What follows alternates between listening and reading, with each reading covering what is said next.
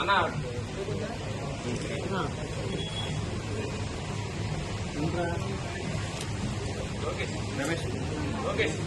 మొహం మీద ఉన్న కార్డు లాగండి ఇలా చూడండి.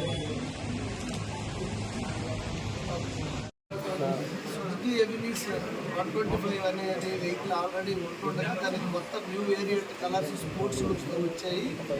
దానికి లాంచింగ్ చేయాలని మా సుజుకి షోరూమ్ వాళ్ళు లక్ష్మణరావు గారు అభ్యర్థిస్తున్నారు.